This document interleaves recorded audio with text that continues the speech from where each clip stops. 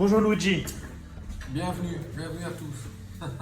on aimerait bien savoir ton panettone. On sait que c'est un panettone de pâtissier, de haute pâtisserie, mais en quoi vraiment, c'est quoi les choses qu'il faut qu'on retienne pour qui différencient ton panettone avec d'autres panettones faits de manière différente, plus industrielle ou, voilà.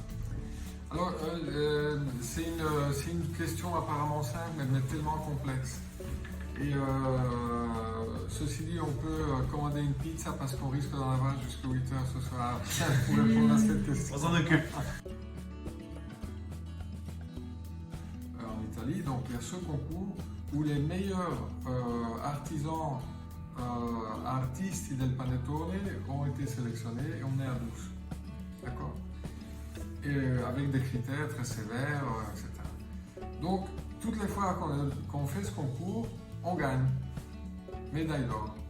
Donc, il y a une raison. C'est pas que de la chance. Hein?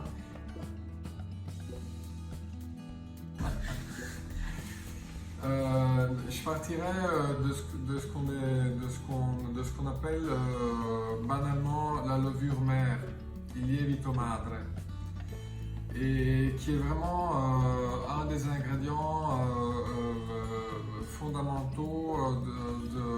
Chaque ingrédient a une raison d'être. Mais la levure mère est sans l'ombre d'un doute le produit principal qui permet d'avoir au panettone ou aux pâtes levées faites avec la levure mère des caractéristiques uniques.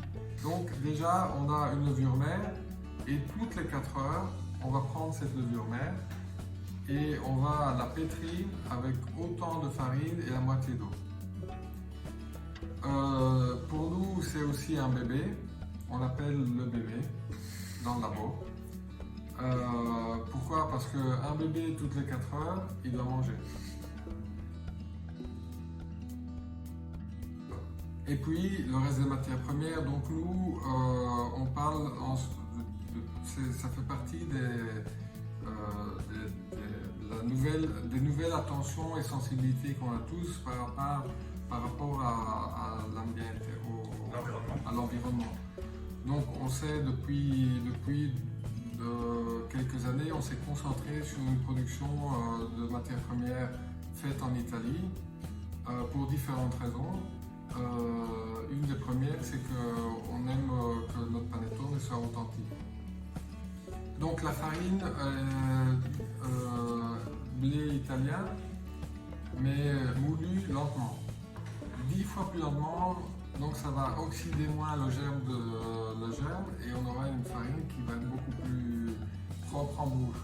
On voulait du sucre local et on a de la chance parce qu'en Italie il n'y a que 2 sucreries. Il y en a une à Bologne qui est le centre de l'Italie. Il y en a une à Padoue à 20 km de chez nous. Dans les deux cas, c'est de la betterave. C'est de la betterave. Donc on a cherché un beurre qui soit crémeux au frigo, qui soit cru. Donc pas de pasteurisation, parce que la pasteurisation, ça modifie l'élasticité des protéines. Donc il travaille qu'avec du beurre. Ah oui, c'est le protocole de notre producteur. Il est il est récolté et dans les 8 heures, il est produit de crème. Ça fait la différence, je vous assure. Alors c'est un beurre difficile, c'est pas pour tout le monde. Mais quand vous le goûtez, le panettone, ça fait la différence. C'est très difficile. En fait, ce que tu dis, c'est que c'est vraiment c'est très volontaire, c'est à la qualité de la matière première, mais plus elle est qualitative dans ce que tu dis, plus ça demande de la maîtrise derrière, donc il y a le savoir-faire et la matière première, et l'un ne va pas sans l'autre. Absolument. Donc savoir-faire et maîtrise et donc expérience, comme tout. Et exclu la vanille qui vient de Madagascar. Mais on n'a pas choisi n'importe quelle vanille, vous savez, il y a sfruttamento di comment? L'exploitation des enfants et ce qui nécessaire beaucoup. Et donc, on a la garantie que nos producteurs de vanille sont déjà des partenaires de l'essai et on est certain que les enfants vont à l'école. Donc, je crois que quand on fait de la qualité, ça ne peut pas être que sur les ingrédients. Et puis, un des ingrédients importants, c'est évidemment le miel, et qui est le conservateur naturel du panettone. Bien souvent, on a des fois, je ne vais pas dire des conflits, mais des interrogations de journalistes. Mais comment vous faites? Ça fait durer votre panettone et aussi longtemps. Combien de temps il dure ton panettone? 4 mois garantis. 4 mois. Et après 1 mois et demi, il y a vraiment l'affinage qui commence. Affinage des arômes. Et 4 mois, il n'y a pas de conservateur. Ah non, mais non, c'est contraire. Non, on ne va pas acheter le meilleur beurre sur le marché, les familles, le truc machin. Important. Et puis, on a des jaunes d'œufs. Dans le panettone, il y a du jaune d'œuf. Beaucoup. C'est pour ça que ça panettone. On le voit, il est bien jaune le tien. Mais je vous dis pas combien ça nous coûte. Hein. Mais si, vous le savez. Je sais pas le dire. Et parce que plus il y a de jaune d'œuf, plus c'est pâtissier. Alors, un panettone, c'est pane tone. Le pain de Tony.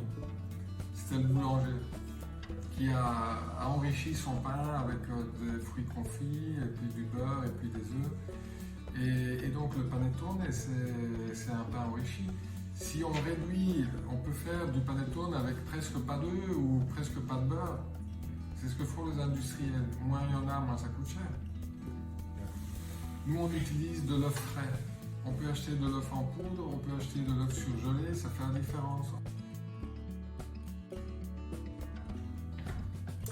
Et finalement, on fait à 5 heures du soir tous les jours, on fait la première pâte. Donc notre levain, depuis 5 heures du matin, a été nourri, triplé de volume, et donc on fait la pâte en mélangeant le levain de la farine, du sucre, du beurre, du jaune.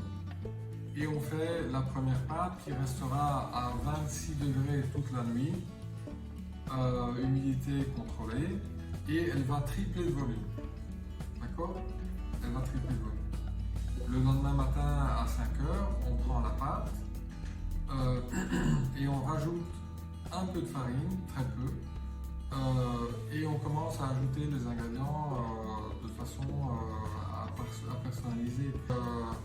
Le panettone, après 1 heure de cuisson, on sort du four et il se dégonfle comme un soufflé. Mais alors, à vue d'œil, ça fait pfff. Et donc, on est obligé de le retourner. Et il va finir de cuire. Vous avez bien entendu, finir de cuire. Parce que quand on sort du four, par inertie, la température va monter de 2 degrés. C'est fou, hein? Donc, ça va continuer à cuire. Et puis après 12 heures, on va le retourner. Les matières grasses se sont cristallisées. Les sucres se sont stabilisés. Après, il n'y a plus le risque que ça se... Il n'y a plus le risque que ça retombe. Surtout que c'est un refroidissement à 18 degrés. Donc, pendant 12 heures, la tête en bas. 12 heures la tête en bas. Et puis c'est finalement emballé. Et là.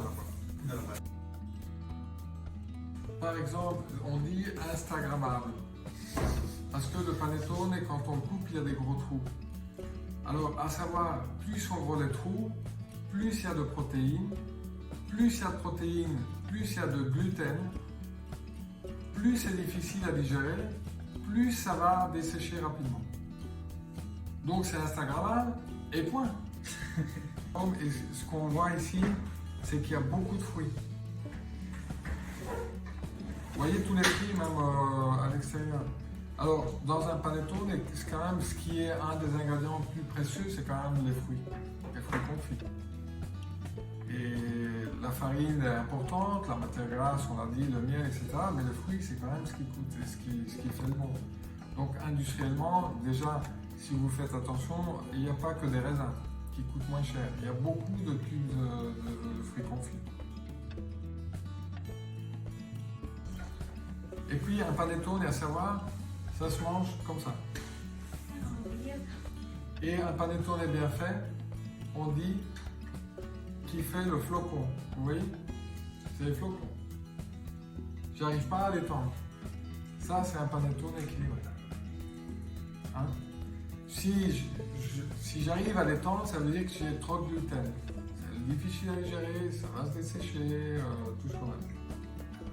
Et finalement, on le mange et on a la mâche d'un côté et de l'autre côté, par le biais de l'humidité et de la chaleur du palais, les arômes vont se libérer, on va les sentir par le nez et on parle de parfum rétro-olfactif.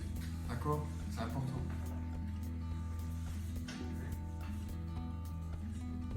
Et en fin de compte, si le panettone est bien fait, quand on l'a coupé, grâce aux amidons qui ont été transformés par des enzymes, on va le refermer, on ne va pas manger tout de suite, et demain, il va être plus moelleux. Parce que les amidons vont finalement, il y a de l'humidité dans l'air, ils vont absorber l'humidité et demain, il va être beaucoup plus moelleux.